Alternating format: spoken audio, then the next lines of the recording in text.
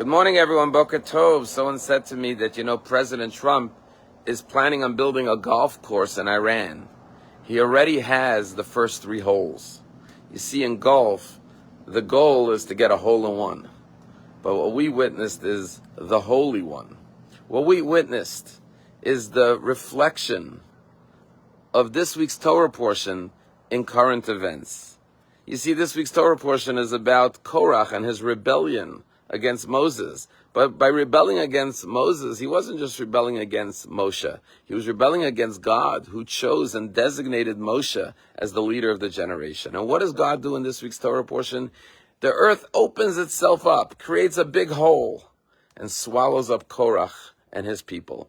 And what we're witnessing is God bringing about the opening of the earth through these massive bunker busters who created these big craters in the earth to swallow up Iran and its nuclear program that seeks the destruction of the Jewish people, which is not just an enemy of the Jewish people, but an enemy of God, because they are challenging the designation of God, of the Jewish people and the land of Israel, which was chosen by God as the homeland to be given to Am Yisrael, to the Jewish nation.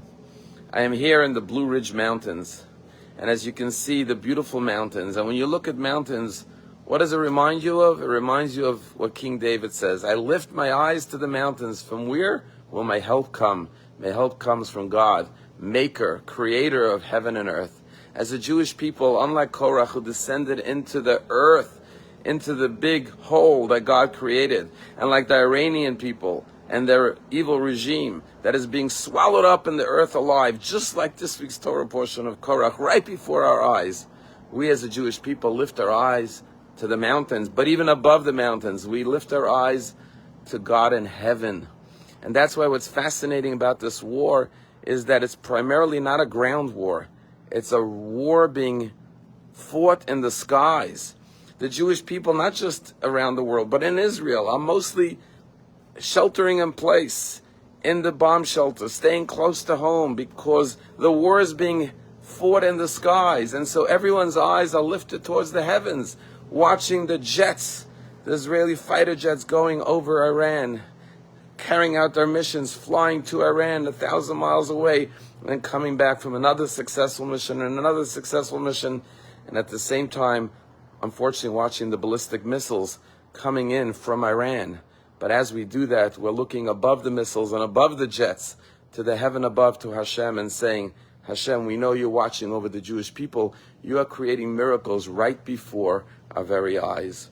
Everyone is saying and everyone is feeling we're living through biblical times. This is a war of biblical proportions. And why is it that this feels like biblical proportions? Because we recognize that once again the Jewish people were summoned for a mission, because Iran represents a threat not just to Israel, but to the entire world, to all of humanity. And therefore, once again, the Jewish people are standing up to defend not just Am Yisrael, but humanity, to eradicate evil from the world.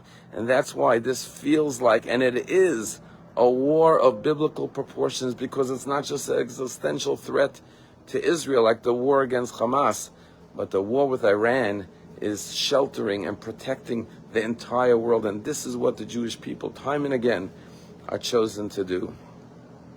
We are witnessing tremendous miracles.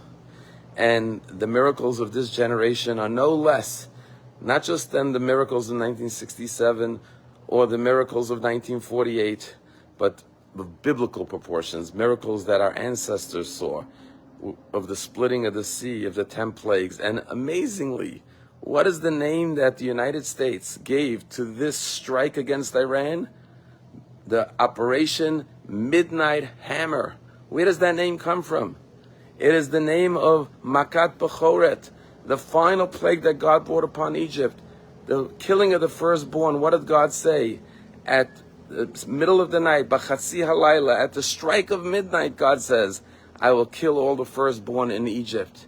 And Operation Midnight Hammer is named once again after a biblical event, that at midnight God went and brought the final death blow to Egypt, to Pharaoh, with the killing of the firstborn, which led to the freedom of the Jewish people.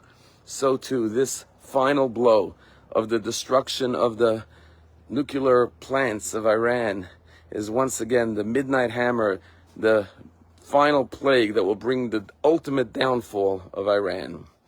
One of the great miracles last week was when a ballistic missile came in from Iran. And where did it land? In Beersheba, in Soroka Hospital.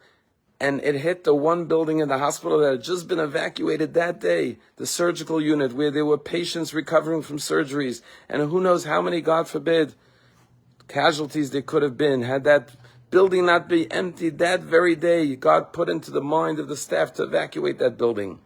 But the Chabad Rabbi Yossi Litzman said when he came running to the building after the attack, he saw the destruction. He couldn't believe that nobody was in the building. He thought at first when he saw the smoke, God knows how many casualties there'll be. But miraculously, there was none.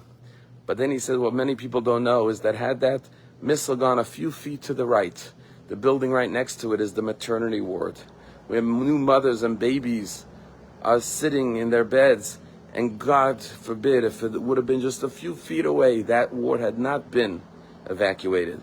And he said everyone in the hospital, all the doctors, all the staff, all the patients just wanted to put on tefillin, wanted to say a prayer to thank God because they all felt they experienced a miracle.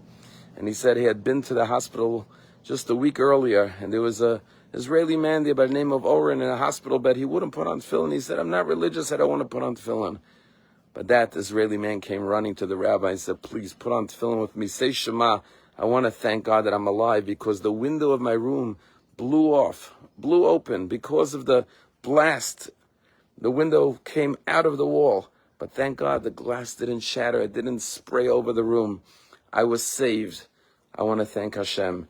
Let us all open our eyes. Let us all recognize the miracles we're experiencing, and let us increase in our connection to Hashem, to our Jewish nation, to the Jewish people, with our Jewish pride and our performance of more good deeds. And in the merit of this, God will rain down more miracles upon the Jewish people. Have a wonderful day.